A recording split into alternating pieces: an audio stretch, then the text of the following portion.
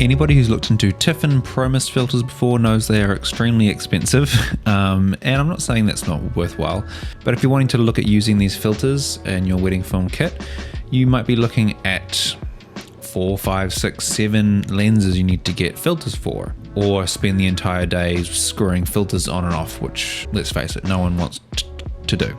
Now, I'm quite keen to get some of these filters for myself, but before jumping in on that investment, I thought I would try and find a way to achieve this look digitally in post.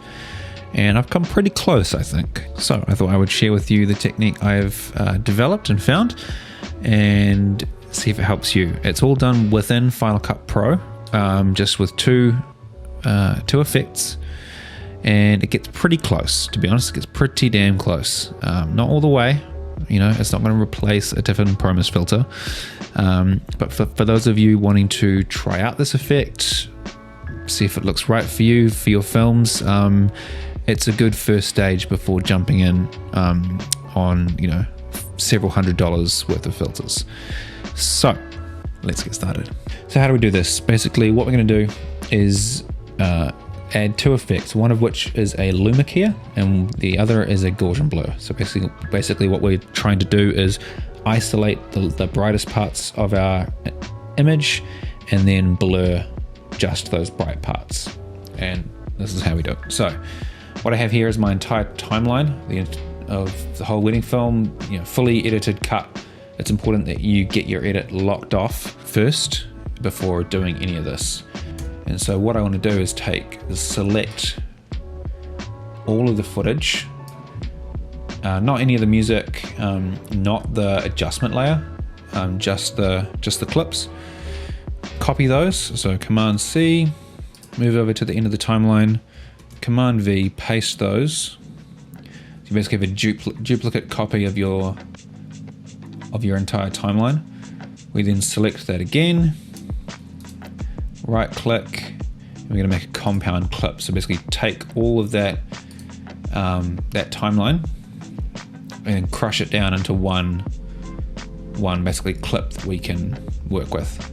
I'm then going to Shift M to mute it. That's actually a hotkey that I created, so probably just better to go into the inspector and drop the volume down to 0. Cool. So what we have now is effectively a duplicate of our timeline as one big clip. You then take that clip, drag it on top of your original timeline, on top of your adjustment layer, and make sure it's all lined up so that it should, if you toggle it on and off, show you, when it's on, show you an uncolor graded version of your film, and when you toggle it off, it should show your graded film below it. So that's where you should be right now.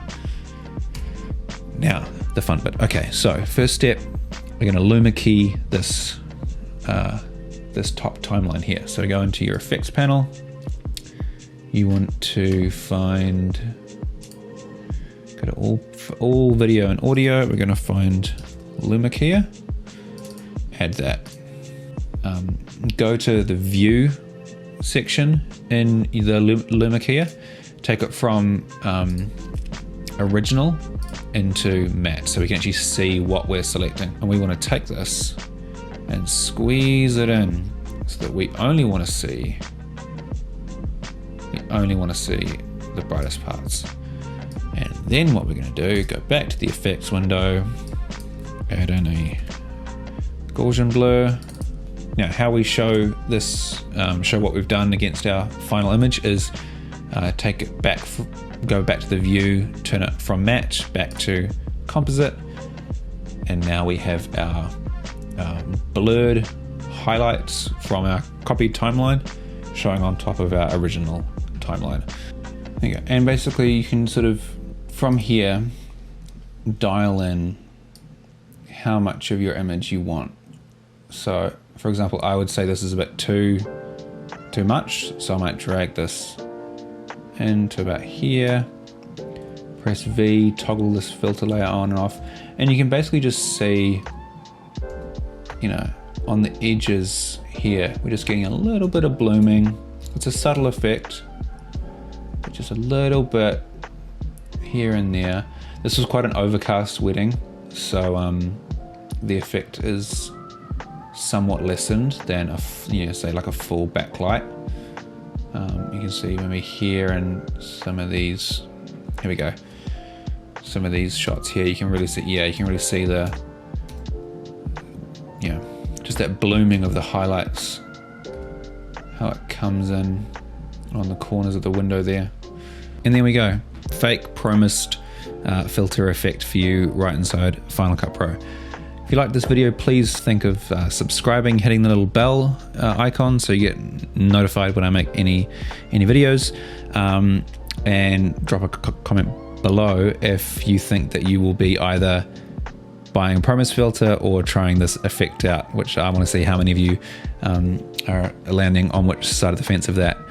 I think I will end up getting myself some of these filters because from just playing around with the digital side of things, I think this effect is going to really look good on my wedding films, and this kind of digital mimicry can only go so far, but I hope it helps. Anyway, happy editing, and see you guys next time.